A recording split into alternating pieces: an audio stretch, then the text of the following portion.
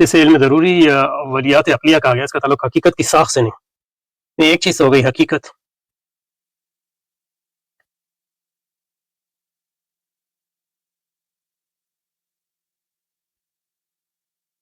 اور حقیقت کا ایک کانٹینٹ ہو سکتا ہے، دوسرا اس کی ساخت یعنی فارم۔ ساخت جو ہے فارم کی ایک قسم ہے، یہ اس کا مواد یا مادہ، یعنی کرسی ہے، اس کا مادہ جو ہے لکڑی ہے، یعنی جنرلی اسپیکنگ، لیکن اس کی ساخت جو ہے ایک خاص حیت ہے اس کی۔ تو عقل سے ہی ہم جانتے ہیں کہ کرسی کا مواد کیا ہے، اور عقل ہی سے ہم جانتے ہیں کہ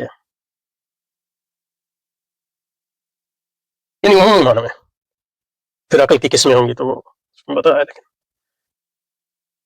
یعنی عقل کے بغیر ہم کیسے جان سکتے ہیں کہ کرسی موجود، اس کا وجود، اس کا مواد اور اس کی حیت بھی ہم عقل ہی کے ذریعے جانتے ہیں کہ اس کے 4 پیر ہیں، اور ایک اس کی یعنی پشت ہے، ایک خاص اس کی حیت ہے، مطلب یہ کہ یہ عقل ہی بتاتی ہے۔ اور ظاہر میں نے یہ دعویٰ نہیں کیا کہ اس کے لیے آپ کو وحی کی ضرورت ہوتی ہے، تو مطلب یہ کہ بنیادی اس سطح پہ تو میرا خیال یہ ہے کہ وہ دوسرا جو ہے عقل کی بھی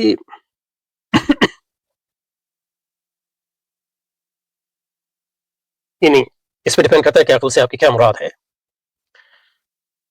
یعنی مثلا ذہن کی ساخت بھی ہے، اور ذہن کی استعداد بھی ہے، اور ذہن جو ہے اطلاعات بھی فراہم کرتا ہے، اور عقل کی بھی ساخت ہے، مثلا یہ کہ کس طرح کام کرتی ہے، عمومی اس کی انفارم ہے، اور منطق بنیادی طور پہ اسی سے ڈیل کرتی ہے، عقل کی ساخت سے یا عقل کی فارم سے، اس لیے اس کو سوری استخراجی منطق کہتے ہیں۔ لیکن یہ کہ صرف ساخت کی بنیاد پہ تو کام نہیں کر سکتی، اطلاعات بھی ہونی چاہیے۔ اطلاعات جو ہے وہ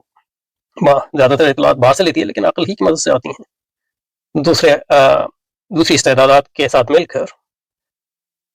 اور کیا کہہ رہا تھا میں،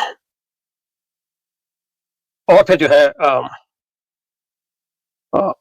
عقل کے اپنے یعنی انٹیوٹیو بھی اطلاعات ہو سکتی ہیں، کیونکہ فلسفیوں کا اس میں اختلاف ہے۔ تو عقل کی بھی ساخت ہے، اور عقل کا مواد بھی ہے۔ میرے خیال میں ان میں سے کسی چیز کی میں نے انکار نہیں کیا۔ اب میں